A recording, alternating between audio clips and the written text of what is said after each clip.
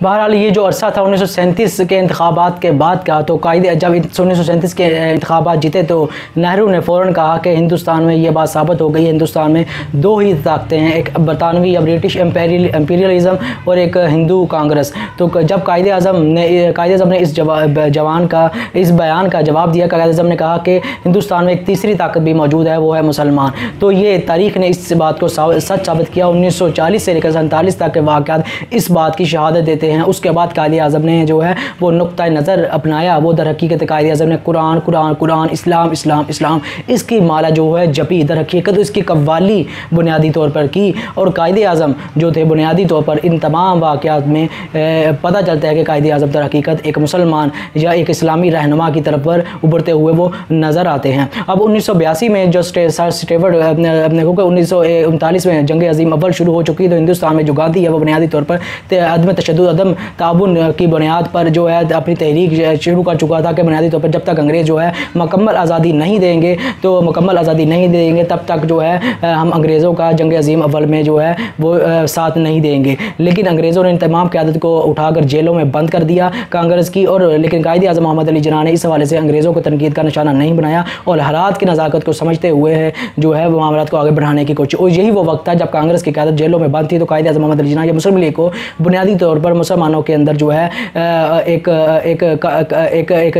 मुसलमानों की एक वाहिद नुमाइंदगी जमात के तौर पर उभरने का मौका मिला। और इसी उभरने के हवाले से मुसलमानों ने 1937 से 1939 तक की जो कांग्रेसी वजारत थे जो थी उनका मज़ा भी चख लिया था, और उन्हें पता लग गया था कि हिंदुस्तान के अंदर अगर अंग्रेज़ तकसीम हिंद से पहले चले जाते हैं, जो कि वो चाहते हैं, और हिंदू जो चाहते हैं कि अंग्रेज़ तकसीम हिंद के से पहले चले जाएँ, तो उसके बाद जो हिंदू अब अंग्रेज़ों की मौजूदगी में ये हाल कर रहे हैं मुसलमानों के साथ कि उन्हें उनके मज़हब के हवाले से भी इतना परसिक्यूशन का निशाना बनाया जा रहा है, तो अंग्रेज़ों के चले जाने के बाद हिंदू हमारे साथ क्या करेंगे। इसी हवाले से मैं एक कोट करूँगा बात वल्लभ भाई पटेल की, जो बुनियादी तौर पर गांधी या नेहरू की तरह शातिर या चालबाज या मुनाफिक नहीं थे, एक जिसे कहते खरा इंसान वो थे। वो दर हकीकत बात को वाज़े तौर पर बयान कर दिया करते थे, कहते थे कि हिंदुस्तान से अंग्रेज़ों को पहले जाने दो, इसके बाद हम मुसलमानों को अपने अंदाज से जो है निपट लेंगे। वो जो अपना अंदाज़ था वो दर हकीकत वही है जो आज मोदी का है, जो हिंदू महासभा या बीजेपी या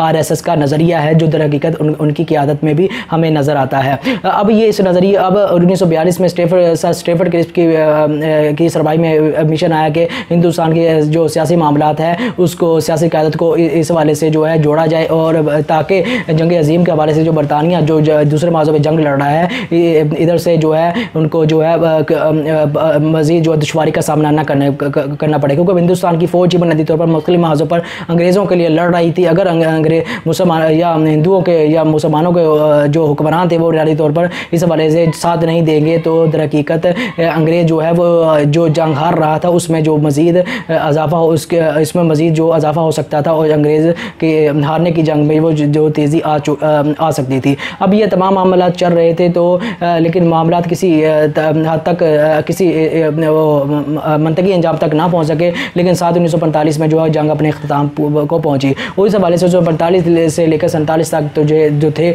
इस मामले से मज़ीद जो है मामला में शिद्दत आ गई। 1945 और 46 में इंतखाबात हुए, और मुस्लिम लीग ने जो 1937 के इंतखाबात में 485 में से 108 नशिस्तें हासिल की थी, अब पूरे हिंदुस्तान में 85% मुसलमानों की नुमाइंदा जमात बनकर उभरी, और जिसके नतीजे में पाकिस्तान जो है बना, और पाकिस्तान का जो ख्वाब है वो शर्मिंदा ताबीर होने की दलील के तौर पर ये इलेक्शन जो उसकी बुनियाद बना। अब जो कायदे आज़म मोहम्मद अली जिन्ना ने इस हवाले से जो तकारीर की थी हिंदुस्तान पाकिस्तान बनाने के हवाले से, उसमें से कुछ तकारीर का जो हवाला मैं आपको दे देता हूँ, जब तो कुछ तकारीर सुना देता हूँ जिससे आपको अंदाज़ा होगा कि कायदे आज़म किस तरह का पाकिस्तान चाहते थे। और उस हवाले से जो प्रोपोगेंडा किया गया है या किया जाता है कायदे आज़म के हवाले से, वो भी कुछ इस तरह से वाज़े हो जाएगा। उसकी कायदे आज़म ने एक तकरीर की है 8 मार्च 1940 को। वो बयान करते हैं, वो ये तकरीर है 9 मार्च 1944 को यह तकरीर की है कायदे आज़म ने बुनियादी तौर पर अलीगढ़ में,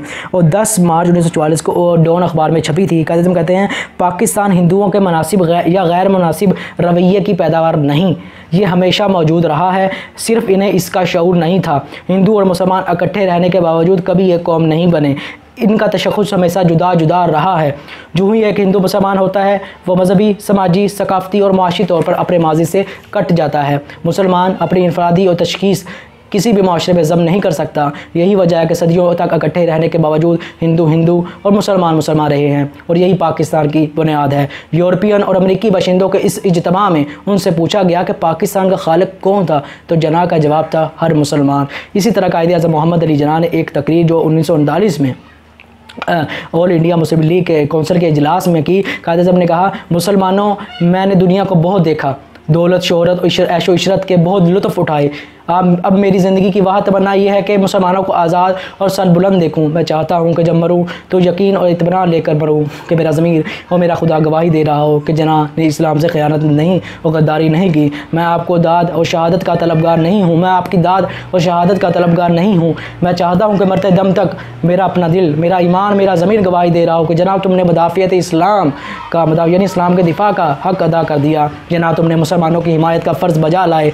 मेरा खुदा ये कहे, बेशक तो मुसलमान पैदा हुए और कुफर की ताकतों के गलबे में इस्लाम को सरबुलंद रखते हुए मुसलमान मरे। अब ये इस तरह के जो कायदे आज़म का बयान आता है जिसमें यौम हिसाब खुदा अल्लाह ताला की रज़ा और मुसलमानों इस्लाम की सरबुलंदी के लिए जो अल्फाज कायदे आज़म बयान कर रहे हैं वो दर हकीकत एक सेकुलर शख्स नहीं इस्तेमाल कर सकता, दर हकीकत वो एक मजहबी शख्स ही इस्तेमाल कर सकता है। 14 जुलाई 1947 को यानी पाकिस्तान बनने से एक महीना पहले कायदे आज़म दिल्ली में फरमाते हैं, मैं अब तक बार बार जो कहता रहा हूँ इस पर कायम हूँ, हर अक़लियत को जो है तमाम तहफ़्फ़ुज़ात जो वो है दिए जाएंगे। तो कायदे आज़म ने फरमाया, आप मुझसे एक फ़जूल सवाल पूछ रहे हैं, गोया मैं अब तक जो कहता रहा हूँ यानी कानून के बारे में, पाकिस्तान का कानून क्या होगा, आइन क्या होगा। तो पाकिस्तान कायदे ने फरमाया, आप जब जमहूरियत की बात करते हैं तो मुझे अफसोस से कहना पड़ता है कि आपने इस्लाम का मुतालिया नहीं किया।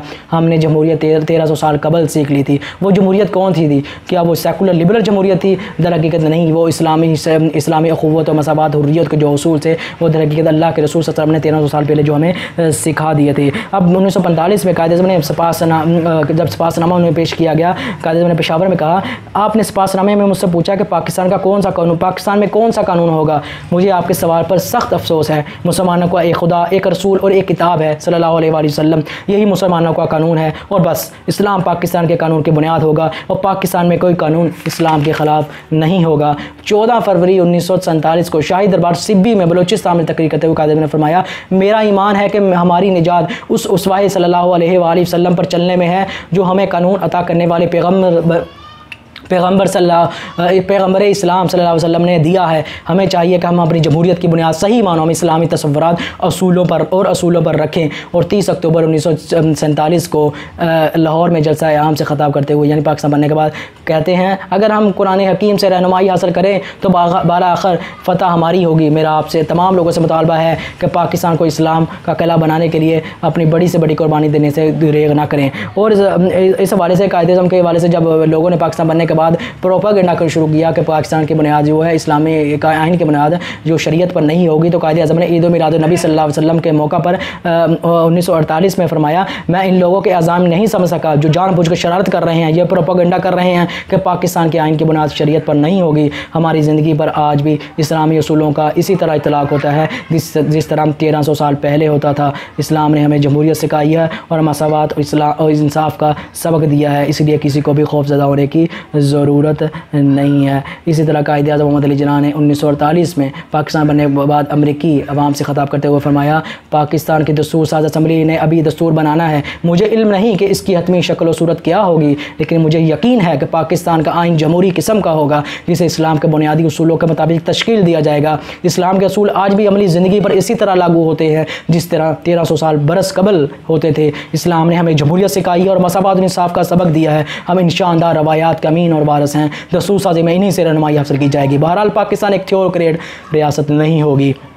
ये कायद आज़म के अल्फाज थे। कायद आज़म मोहम्मद अली जिन्ना, जिन्होंने पाकिस्तान बनने से पहले 101 मरतबा से ज़ायद बार और पाकिस्तान बनने से बाद 14 बार से ज़ायद बार इस्लामी कानून, इस्लामी वो मईशत, इस्लामी उसूलों के बारे में बात की। या पाकिस्तान एक इस्लामी रियासत होगा, इसका इज़हार कायद आज़म ने 101 बार पाकिस्तान बनने से पहले और 14 बार पाकिस्तान बनने के बाद जो है कायद आज़म मोहम्मद अली जिन्ना ने किया। अब ये बात है कि पाकिस्तान वाकई इस्लाम के नाम पर बना था, इन वाक़यात से जो है आप अंदाज़ा लगा सकते हैं। और पाकिस्तान के बारे में मुख्तलिफ प्रोपेगेंडे किए जाते हैं। और पाकिस्तान जो बुनियादी तौर पर 1947 में वजूद में आया, जिसमें 3 जून 1947 का मनसूबा जिसे कैबिनेट मिशन प्लान या काबीना मिशन प्लान भी कहते हैं, जिसमें इस बात को मंजूर कर लिया गया कि पाकिस्तान को एक अलग रियासत के तौर पर जो है उसका मौका दिया जाएगा या एक अलग रियासत के तौर पर वजूद में आएगा। तो उस हवाले से जो कांग्रेस थी उसने नहायत बुझे हुए दिल के साथ इस पेशकश को कबूल किया था, क्योंकि वलीद भाई पटेल ने इस बात का इजहार किया था कि दर हकीकत पाकिस्तान एक अलग रियासत के तौर पर ज़्यादा देर तक कायम नहीं रह सकेगा, ये जल्द ही हिंदुस्तान का हिस्सा बन जाएगा, क्योंकि हिंदुस्तान के अंदर मुसलमानों का तमाम मुक़द्दस जो मकामात हैं वो मौजूद हैं। अब इस वाक़ियत में क्या हकीकत थी ये तो अलग बहस है कि तारीख़ी तौर पर, लेकिन इससे उनकी जो सोच है उसका इजहार होता है और मालूम पड़ता है कि उनकी सोच इस हवाले से पाकिस्तान बनने के बाद भी क्या थी। लेकिन पाकिस्तान बनने के बाद पाकिस्तान इस चीज़ को साबित किया कि 1947 से लेकर आज तक पाकिस्तान कायम दायम है। गो के बांग्लादेश पाकिस्तान से अलहदा हुआ, लेकिन वो एक इस्लामी रियासत, वो एक मुसलमान मुल्क के तौर पर अलहदा हुआ। उसके ताल्लुकात बाद में पाकिस्तान से ज़्यादा कुर्बत का बाइस बने बजाय के हिंदुस्तान के साथ बनते, जिसने भारत ने 1971 में बांग्लादेश को पाकिस्तान से अलहदा करने के लिए अपनी जो है अपना मुकम्मल किरदार या उसमें अपना मुकम्मल असर रसूख इस्तेमाल किया था। अब ये एक मुकम्मल रोदात थी पाकिस्तान बनने के हवाले से जो मैंने आपके साथ इसका तज़किरा किया। अब पाकिस्तान बुनियादी तौर पर एक इस्लामी रियासत के तौर पर वजूद में आया था, एक इस्लामी मुल्क के बनने के तौर पर बनाया गया था। जो इन तमाम वाक़यात जो है इसकी शहादत देते हैं और तमाम जो तहफ़्फ़ुज़ात हैं वो आपके ज़हनों से वो दूर करते हैं। कायद आज़म की शख्सियत के हवाले से बहुत से एतराज़ात किए गए और जिनमें इन एतराज़ात में ये कहा गया कि कायद आज़म ने 1940 में जो करारदाद पास की थी वो दर हकीकत कायद आज़म ने जो गवर्नर वाइसराय थे उन्होंने कायद आज़म को दी और कायद आज़म ने जो मुस्लिम लीग की काबीना थी उनसे मंजूर करवा ली। ये एक नहायत ही धब्बा एक बूदा सा बयान है, जो बोदा सा खाली बयान है, जिसमें दलील के तौर पर मौलाना सर ज़फ़रुल्लाह ख़ान को इस हवाले से जो बुनियाद बनाया जाता है कि दर हकीकत उनके ज़रिए से वाइसराय ने यह काम कायद आज़म से करवाया। सर ज़फ़रुल्लाह ख़ान ने 25 दिसंबर 1981 को डॉन अखबार में एक कॉलम लिखा जिसमें इस वाक़े को कैटेगोरिकली डिनाई किया और कहा कि कायद आज़म ने कभी इस हवाले से इस स्कीम के हवाले से कोई बात नहीं हुई, और अगर कायद आज़म को मैं इस तरह की स्कीम देता भी तो वो कभी कबूल नहीं करते।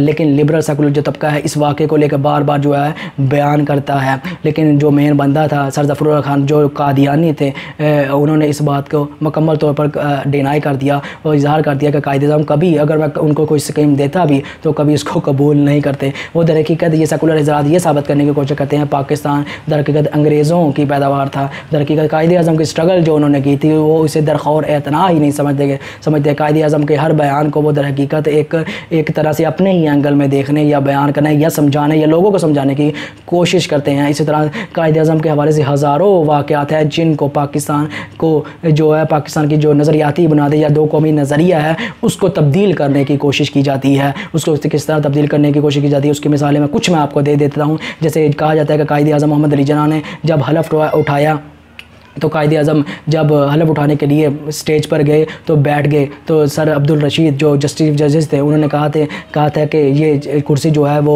गवर्नर जनरल के लिए और अभी आप गवर्नर जनरल नहीं है। तो कायद आज़म ने कहा आई एम वेरी सॉरी, तो उठकर दूसरी कुर्सी पर बैठ गए। हालांकि ये तमाम वाक़यात मनगढ़ंत झूठे हैं और ये कहा गया कि पाकिस्तान की परचम कुशाई जो मौलाना शबीर अहमद उस्मानी ने की रहमतुल्लाह, तो ये भी वाक़या झूठ है। इस हवाले से इंटरनेट पर मौजूद आप उनकी कायद आज़म की जो हलफ बर्दारी की तकरीब है उसको देख सकते हैं। हैं, ना कायद अज़म जाकर बैठते बल्कि खड़े रहते हैं। अपने 2 ADC कायद अज़म आगे और एक पीछे होता है। एक ADC कायद अज़म के साथ स्टेज पर जाता है, कायद अज़म कुर्सी पर खड़े रहते हैं, हलफ उठाते हैं। हलफ उठाने के बाद कायद अज़म जो जब नीचे आते हैं तो कायद अज़म दर हकीकत परचम कुशाई खुद करते हैं। तो उस हवाले से जितने भी कायद अज़म के खिलाफ प्रोपेगेंडा किया जाता है, उस हवाले से लियाकत अली खान के खिलाफ प्रोपेगेंडा किया जाता है कि कायद अज़म के साथ उन्होंने अच्छा सलूक नहीं किया आखिरी वक्तों में। ये भी एक प्रोपेगेंडा का हिस्सा है। और इस हवाले से जो नूर हुसैन कायद अज़म के ADC हैं, जो ज़ियारत से लेकर कायद अज़म की वफ़ात तक, उनको दफनाने तक उनके साथ रहे, उन्होंने इस हवाले से कैटेगोरिकल डिनाई किया है कि जब ये कायद अज़म इल्ज़ाम लगाया जाता है कि लियाकत अली खान पर कि जब कायद अज़म वापस आ रहे थे कराची में इलाज के लिए, तो दर हकीकत जो लियाकत अली खान है वह उनके पास नहीं गए। तो उन्होंने इस हवाले से कैटेगोरिकली डिनाई किया कि कायद अज़म जब एयरपोर्ट पर पहुँचे थे तो ये एक प्राइवेट दौरा था जिसकी इतला किसी को भी नहीं दी गई थी। जब लियाकत अली खान को पता चला वो फ़ौरन एयरपोर्ट की तरफ लपके, और जब वो एयरपोर्ट में दाखिल हो रहे थे कायद अज़म की गाड़ी बाहर निकल रही थी, और कायद अज़म की गाड़ी जब बाहर निकली तो लियाकत अली खान भी गाड़ी के पीछे पीछे चले आए। और चलते चलते कायद अज़म की गाड़ी वहाँ पर एम्बुलेंस ख़राब हुई, और एम्बुलेंस के हवाले से जो उसको आने में कुछ वक्त लगा, और लियाकत अली खान वहाँ पर ही मौजूद रहे। और फिर कायद अज़म से ज़्यादा लेकर कुछ मीटिंग के लिए वापस अपनी मीटिंग, कुछ ज़रूरी मीटिंग के लिए वो चले गए। लेकिन कायद अज़म की जो ज़िंदगी थी वो अल्लाह को इतनी ही मंजूर थी कि उन्हें कायद अज़म को बुनियादी तौर पर एक पाकिस्तान इस्लामी एक रियासत के तौर पर मंजर-ए-आम पर या दुनिया के नक्शे में या इस जोग्राफिया में बुनियादी तब्दीली करके पाकिस्तान को मंजर-ए-आम पर आना था। अब कायद अज़म से रिलेटेड इसके अलावा कायद अज़म के हवाले से बहुत से वाक़यात हैं जो कायद अज़म के हवाले से एक पाकिस्तान को एक सेकुलर लिबरल रियासत साबित करने की कोशिश की जाती है। जो पाकिस्तान के नज़रियाती जो बुनियादी हैं उनको सबूताज करने या उनको उस पर वार करने की कोशिश की जाती है, जिनका इजहार इस वीडियो में मुमकिन नहीं। लेकिन अभी मैं कायद अज़म से रिलेटेड कुछ वाक़यात आपका इजहार कर देता हूँ, जिससे कायद अज़म की शख्सियत को मज़ीद समझने में आपको जो वो है आसानी होगी। क्योंकि मौके की मुनासबत से कुछ मौका भी ऐसा है 14 अगस्त 2021 का, तो इस हवाले से वाक़यात को सुनने में आपको कोई आर भी महसूस नहीं होगी क्योंकि मौके की मुनासबत भी है। तो मैं आपको बता दूँ कि अगर मजहबी हवाले से देखोगे तो मजहबी रहनुमा के हवाले से कर देगा मौलाना अशरफ अली थानवी, जो कि एक बहुत बड़ा मुफस्सर और सीरत नबी सल्लल्लाहु अलैहि वसल्लम के मुसन्नफ़ थे। उन्होंने कायद अज़म मोहम्मद अली जना रहमतुल्लाह अलैह के हवाले से उनसे सवाल किया गया कि आप कायद अज़म की क्यों वो उनका साथ देते हैं, जबकि वो टाई कोड लगा एक बाबू टाइप का शख्स है। तो उन्होंने कहा फरमाया आप लोगों की निगाह जो है वो ज़ाहिर को देखती है, जबकि मेरी निगाह जो है वो बातिन को देखती है। ये वही शख्स थे मौलाना अशरफ अली थानवी जिन्होंने कहा था कि पाकिस्तान 1947 में इस्लामी रियासत वजूद में आ जाएगी, और आप जानते हैं ये सच साबित हुई, और 1943 में ही इनकी वफ़ात हो गई थी। इसी तरह पीर मारकी शरीफ के हवाले से वो कायद अज़म की बहुत ज़्यादा इज़्ज़त किया करते थे। और इसी तरह पीर जमात अली शाह, उनका मामला ये था कि उन्होंने एक दफ़ा कायद अज़म मोहम्मद अली जना को एक कुरान पाक, एक जाए नमाज और एक तस्बीह भेजी। तो कायद अज़म ने जवाबन शुक्रिया अदा करते हुए लिखा कि आपने कुरान पाक मुझे इसलिए भेजा ताकि मैं अल्लाह के अहकामात पढ़ूँ, उसको नाफज करूँ, और जाए नमाज मुझे आपने इसलिए भेजी ताकि मैं अल्लाह के अहकामात पर अल्लाह ताला की इताअत करूँ, क्योंकि जो अल्लाह की इताअत नहीं करता उसकी कौम उसकी इताअत भी नहीं करती। और आपने तस्बीह मुझे इसलिए भेजी ताकि मैं अल्लाह के हुज़ूर रसूलुल्लाह सल्लल्लाहु अलैहि वसल्लम पर दुरूद शरीफ पढ़ूँ, क्योंकि जो दुरूद शरीफ नहीं पढ़ता वो अल्लाह पर उसकी रहमत नहीं होती। जब ये फ़िक्रे जो पढ़े, जो मौलवी पीर जमात अली शाह ने या सुने, तो उन्होंने फ़ौरन कहा कि दर हकीकत जना जो है वली है। तो आप मजहबी रहनुमाओं के वाक़यात से भी इज़हार होता है कि कायद अज़म की शख्सियत को मज़ीद समझने के हवाले से वो कायद अज़म बुनियादी तौर पर एक असूल परस्त शख्स थे। वो बुनियादी तौर पर कानूनी जंग पर यकीन रखते थे, क्योंकि मुसलमानों की 1857 की जंग तक मुसलमानों की जो क़यादत थी मजहबी और सियासी हवाले से मजहबी उलमा के पास थी। लेकिन ये जो उसके बाद जो क़यादत थी वो दर हकीकत एक जदीद जो नौजवान तबका था उनके हाथों में गई, और जिसमें कायद अज़म जो है एक नुमाया हैसियत के साथ उभरे, और मुसलमानों को 1757 से लेकर 1857 या और 1896 तक के जो मामलात हैं उनमें मुसलमानों पर जितनी शदीद परसिक्यूशन का सामना करना पड़ा, उसमें कायद अज़म एक अजीम लीडर के तौर पर उभरे, और जिन्होंने पाकिस्तान को एक इस्लामी रियासत मुसलमानों के लिए एक ऐसी रियासत कायम करके दिखाई जिसमें मुसलमान जो है बुनियादी तौर पर अपनी एक आज़ाद फ़िज़ा में रह सके, अपने इस्लामी उसूलों पर कायम रह सके, इस्लामी ज़िंदगी के मुताबिक अपनी ज़िंदगी जो है गुजार सके। अब पाकिस्तान बना इस्लामी रियासत के लिए 1956, 62 और 73 के आइन में करारदाद मकासद को पाकिस्तान के आइन में ज़मीमे के तौर पर पेश किया, वो शामिल किया गया और इस बात का इरादा किया गया पाकिस्तान एक इस्लामी शरई रियासत होगा और मुसलमानों को ऐसा माहौल फराहम किया जाएगा कि वो इस्लाम के मुताबिक अपनी ज़िंदगी जो है बसर कर सके। अब इसमें कितनी पेशरफ्त हुई इसका मामला मैं आप पे छोड़ता हूँ, आप अपनी मईशत को ले लें, उसमें सूद है, और अपनी सियासत को ले लें, उसमें सोवरेंटी बिलोंग अल्लाह के हुक्म बिल्कुल भी नहीं है, बल्कि हम अपने मामला जो है वो दूसरों के इशारों पर जो है तय करते हैं, उनमें तब्दीली करते हैं। अब कितना इस्लाम नाफिज हुआ, कितना इस्लाम नाफिज हुआ या कितना रहता है, इस सवाल का जवाब वो मैं आप पे छोड़ता हूँ। लेकिन कायद-ए-आज़म इतने उसूल परस्त आदमी थे कि कायद-ए-आज़म मोहम्मद अली जिन्ना जो एक एक चीज़ या छोटी छोटी चीज़ का भी ख्याल रखते थे। और कायद-ए-आज़म मोहम्मद अली जिन्ना ही वो शख्स थे जब रमज़े मैकडोनल्ड बरतानिया के जो वज़ीर आज़म थे उन्होंने कायद-ए-आज़म को पेश की थी कि अगर लॉर्ड सैनहा जो अगर गवर्नर बन सकता है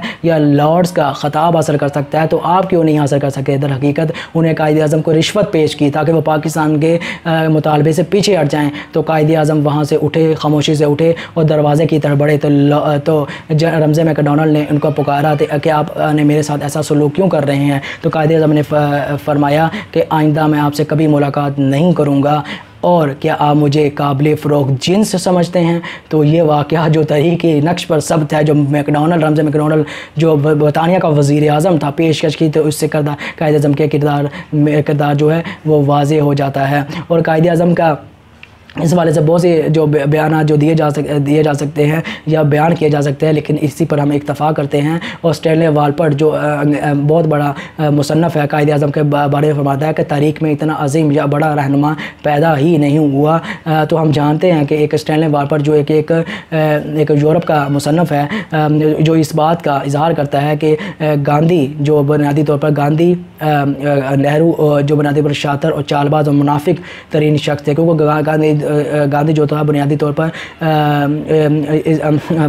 कायद-ए-आज़म या अपने ही दिए हुए बयानात की तौज़ीहात किया करता, अपने एक बयान देकर उसकी तीन जहतें बनाता था और कहता था इसका मतलब ये नहीं ये था, ये नहीं ये था। तो इससे अंदाज़ा होता है कि कायद-ए-आज़म की शख्सियत दर हकीकत उन तमाम हिंदुस्तान बड़े सगीर में, चाहे वो हिंदुओं का तबका हो, चाहे वो सेकुलर लिबरल तबके जो चल रहे थे, चाहे वो सोशलिस्ट जो तहरीक चल रही थी उनमें, और मुस्लिम लीग में, इन तमाम जमातों के कायदे में अगर कोई नुमाया शख्सियत नज़र आती है वो दर हकीकत कायद-ए-आज़म मोहम्मद अली जिन्ना ही की थी। अब यह इस सवाल का जवाब क्या पाकिस्तान कायद-ए-आज़म के जो उसूल थे जिस बुनियाद पर यह हासिल किया, कायद-ए-आज़म का जो नज़रिया था दो कौमी नज़रिया कि पाकिस्तान तमाम अक़वाम, दुनिया के तमाम अक़वाम से एक अलग कौम है और हर तारीफ़ और हर तशरीह के लिहाज से पाकिस्तान एक अलग कौम है और पाकिस्तान जो है इस्लामी शरई उसूली रियासत होगा। क्या पाकिस्तान कायद-ए-आज़म के उन उसूलों को या उस बुनियाद पर कायम हो सका है। इस सवाल का जवाब जो है वो मैं आप पर छोड़ता हूँ, क्योंकि पाकिस्तान का आइन बुनियादी तौर पर इस बात की ज़मानत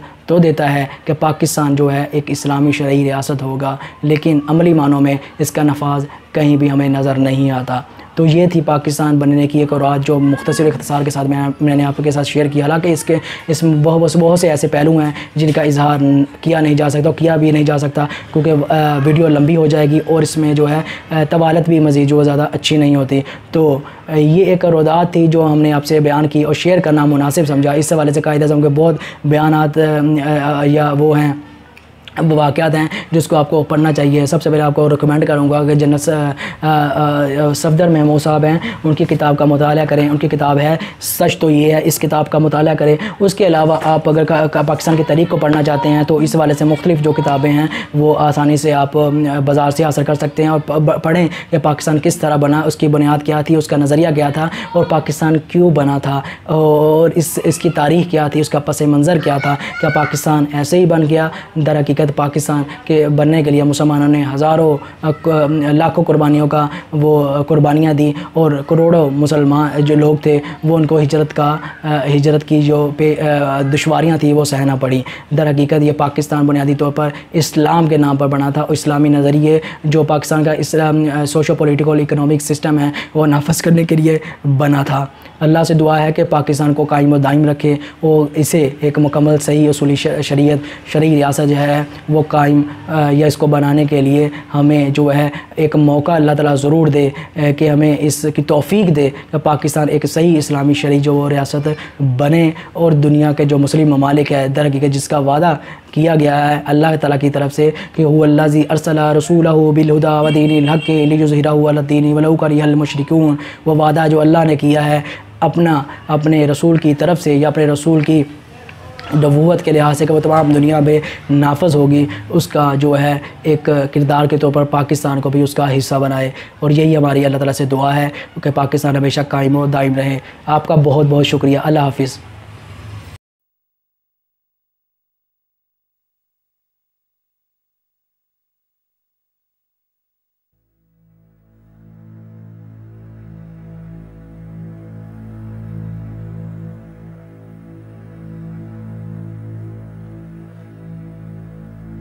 जुनून से और इश्क से